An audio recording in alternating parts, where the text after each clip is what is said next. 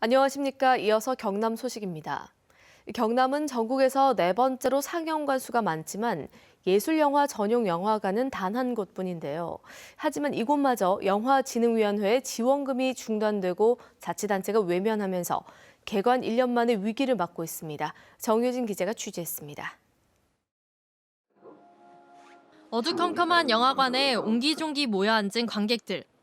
스크린에서 눈을 떼지 못합니다. 수는 굉장히 비즈니스에 잘하고. 이들을 사로잡은 영화는 음악 다큐 다방의 푸른 꿈. 50년대 최고 인기 가수 김시스터즈의 이야기로 좋은 반응을 얻고 있지만 경남에서 볼 수 있는 곳은 이곳이 유일합니다. 그 당시 저분은 완전히 지금 젊은 아가들이 우상이었거든, 우상. 이 영화화 해놓으니까 또 저 흘러간 우리 선배들, 저분들의 활약이 아주 또 새롭네. 인구 330만 명인 경남에서 유일한 예술영화 전용관인 시네아트 리좀. 프랜차이즈 영화관에서 만날 수 없는 예술영화를 상영해 영화 애호가의 갈증을 덜어줬습니다. 하지만 올 들어 영화진흥위원회의 지원금이 잠정 중단되면서 위기 상황에 놓여 있습니다. 실제로 이제 그 멀티플렉스들도 통계에 보면은 90% 이상이 광고 수익과 매점 수익이라고 이야기를 하거든요. 그러니까 저희는 이제 그런 광고라든지 이런 것 일처리 안 하는 시스템이니까 300만 원, 400만 원.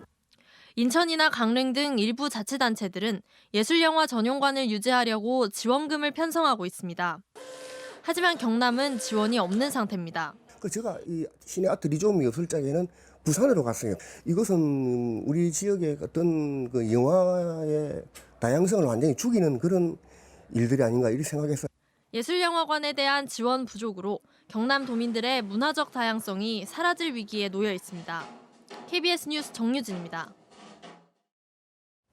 성장 잠재력이 커 이른바 블루오션으로 불리는 원전 해체 분야의 핵심 기술을 연구하는 센터가 유니스트의 문을 열었습니다. 10여 개 원전과 관련 기술이 밀집한 울산이 해체 기술의 메카로 거듭날 수 있을지 주목됩니다. 보도에 박영하 기자입니다.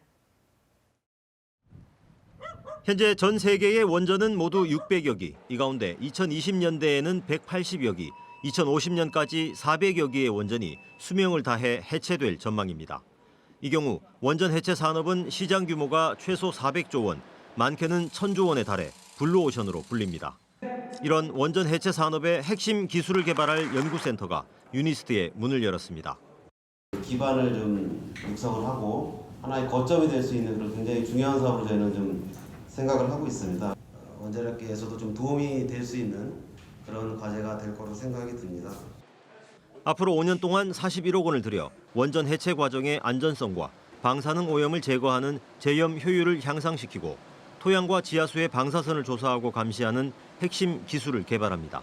국내 원전 25기 가운데 절반 이상을 주변에 둔 울산과 부산으로서는 연구센터 유치가 관련 산업 육성에 발판이 될 것으로 기대됩니다. 원자력과 관련된 여러 가지 산업들이 많이 집중이 되어 있습니다. 앞으로 이 원자력 발전소를 이제 해체를 하기 위한 어떤 이 원천 기반을 마련을 이제 할 수가 있는 것이죠. 이번 연구센터 개소를 계기로 유니스트가 원전 해체 분야에 국내는 물론 선진국과 어깨를 나란히 할 수 있는 원천 기술 개발을 선도할 수 있을지 주목됩니다. KBS 뉴스 박영하입니다. 금융기관의 사칭에 돈을 받아내던 전화금융사기 수법이 저금리 대출을 명목으로 수수료만 받아챙기는 형태로 바뀌고 있습니다. 높은 은행 문턱을 넘지 못해 울며 겨자 먹기로 고금리 대출을 쓸 수밖에 없는 서민을 대상으로 삼아 피해가 속출하고 있습니다. 김홍희 기자가 취재했습니다. 사업 자금이 필요하던 한 60대 남성에게 은행 직원을 사칭한 전화가 온 건 지난 1월. 거래 실적을 만들면 대출을 해준다는 말에 500여만 원을 입금했지만 사기였습니다. 최대한 마련하고요. 모자라는 전화는 어떻게든 도와드린다니까. 울산의 한 30대 남성도 대부업체 대출을 저금리 대출로 바꿔준다는 전화를 받고 500만 원을 붙였습니다. 정보지원팀 누구누구 과장입니다. 이렇게 시작을 해요. 받으셨어요? 이게 아니고 대출 받으셨죠? 이렇게 시작을 해요. 이자야 본전이니까 그냥 던져보는 거죠. 이와 같이 대출을 해주겠다고 속여 보증료 등의 수수료만 가로채는 사기가 기승을 부리고 있습니다. 지난해 전화금융 사기 총 피해 금액은 줄었는데도 대출빙자 사기 피해액은 오히려 28%나 급증했습니다. 울산에서도 대출 수수료 명목으로 6억 7천만 원에 가로챈 일당 6명이 구속되는 등 관련 범죄가 끊이질 않고 있습니다. 어떤 명목이든지 금융기관이 대출을 해주면서 수수료, 보증보험료, 채권비용, 신용 등급 삭제비 이런 명목으로 돈을 받은 것은 다 편취하려는 사기라는 것을. 관계기관은 유명 금융회사 이름으로 대출을 권유하는 경우 대표 번호로 전화해 사실 여부를 확인할 것을 당부했습니다. KBS 뉴스 김홍입니다. 경상남도와 자매 지역인 일본 야마구치에서 보내온 한일 교환 뉴스입니다. 일본에서도 봄을 맞아 매화꽃이 절정을 이뤘다는 소식과 이와쿠니 지역의 특산물인 고추냉이 수확 소식을 시민보 아나운서가 전해드립니다. 매화꽃의 명소로 알려진 야마구치현 히카리시의 칸무리 공원입니다. 봄 기운이 전해지며 매화 2천여 그루가 일제히 꽃을 피워 장관을 이뤘습니다. 바다를 접한 언덕에 핀 매화는 100여 종류로 미묘하게 각기 다른 매화의 매력을 풍기고 있습니다. 흰색과 분홍색으로 꽃이 활짝 핀 매화 숲은 세토 해안의 푸른 바다와 어울려 조화를 빚어냅니다. 매화는 다양한 종류로 인해 1월 중순부터 꽃을 피우기 시작했고 2월 중순에는 70% 이상 꽃을 피웠습니다. 매화를 보기 위해 평일에도 상춘객들이 몰려 지금까지 7만여 명이 다녀갔습니다. いろんな色の種類があって花もすごい綺麗で天気も良かったので楽しかったね. 봄을 알리는 채소인 고추냉이 수확이 이와쿠니시에서 시작됐습니다. 재배 농민 스미 노조무 씨는 아내 미호 씨와 함께 수확에 들어갔습니다. 잎이 크게 자란 고추냉이를 가위로 자른 뒤 가방에 담아 나갑니다. 이와쿠니에서 하나 와사비로 불리는 고추냉이는 봉오리를 잎, 줄기와 함께 수확해 튀김이나 무침, 간장 절임 등으로 요리해 먹습니다. 고추냉이는 매운맛이 특징으로 이 지역 주민들이 음식 조리에 많이 사용합니다. 春を感じれる食材として美味しく召し上がっていただけたらなと思っています. 이와쿠니시 북부 지역은 전국에서도 손꼽히는 고추냉이 산지. 3월 상순부터는 노지 수확도 시작될 예정이며 4월 중순까지 교토와 오사카 등 대도시로 출하됩니다. 올해 고추냉이 수확량은 지난해와 비슷한 수준이 될 것으로 농민들은 보고 있습니다. KBS 뉴스 시민보입니다.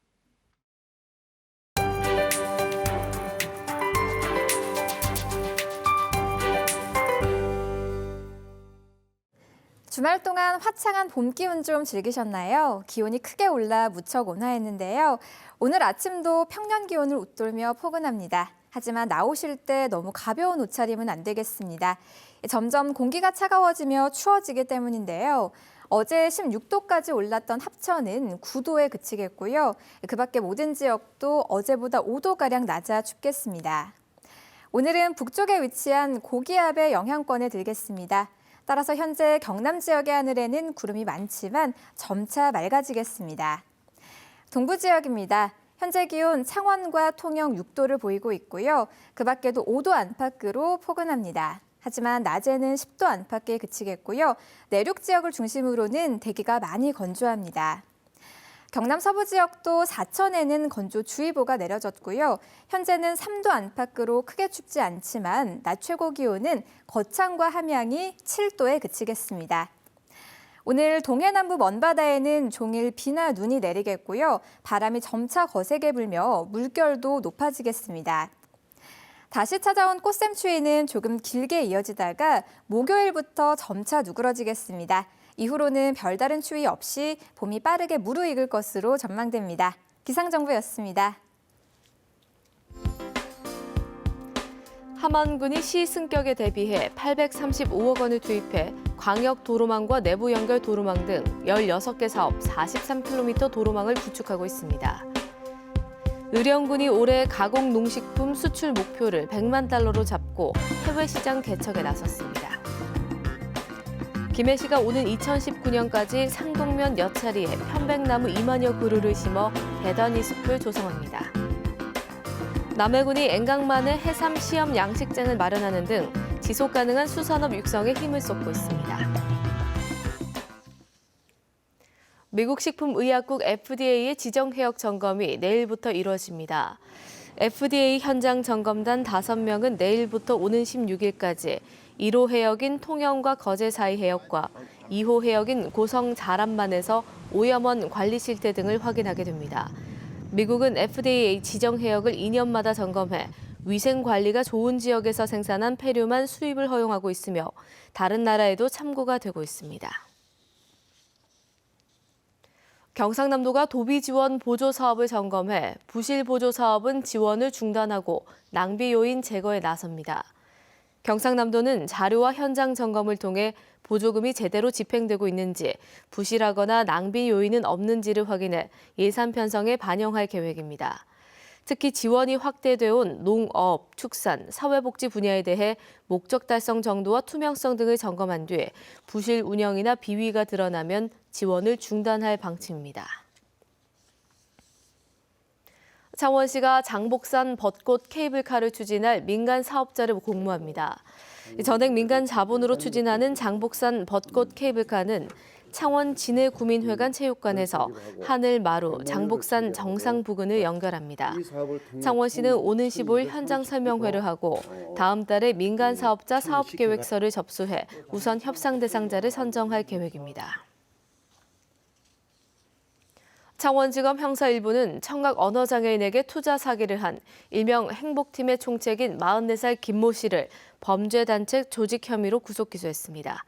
검찰은 행복팀이 사기 범죄를 위해 조직 체계를 갖춘 단체라고 판단해 우두머리인 김 씨에게 범죄단체 조직죄를 적용했다고 밝혔습니다.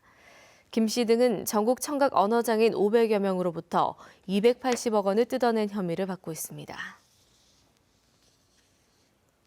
최근 합천에서 지적장애인 축사 강제노역 사례가 발생하자 경상남도가 정신발달장애인에 대한 전수조사를 합니다. 이번 조사에선 농촌과 산간 오지 지역의 축사나 농장, 사업장 등에서 장애인 무단보호나 인권 침해가 있는지 조사하기로 했습니다. 현재 경남에 등록된 정신발달장애인은 2만 3천여 명으로 전체 장애인의 13%를 차지하고 있습니다. 산림청 국립산림과학원이 우리나라 전역에 자생하고 있는 신나무가 수액 채취를 하는 새로운 소득 자원이 될 수 있다고 밝혔습니다. 국립산림과학원은 신나무가 고로쇠 나무보다 수액 생산량과 수액 칼륨 함량이 2배 이상 높고 나트륨 함량은 고로쇠 수액의 10분의 1 수준으로 나타났다고 밝혔습니다. 신나무는 미국에서는 이미 잘 알려진 수액 자원으로 시럽 형태의 제품이 판매되고 있습니다. 김해시가 한글박물관 건립을 역점적으로 추진하고 있는 가운데 핵심 사료가 확보됐습니다. 김해시는 황동열 씨가 한글학자 이윤재 선생의 글이 실린 한글 도서 19권을 기증했다고 밝혔습니다. 한글은 1927년 주시경의 제자들이 국어 연구와 한글 보급을 위해 동인지 형식으로 발간한 책으로 이번 기증품은 국립중앙박물관에 수장된 한글 도서보다 3호가 더 많습니다. KBS 뉴스를 마칩니다. 고맙습니다.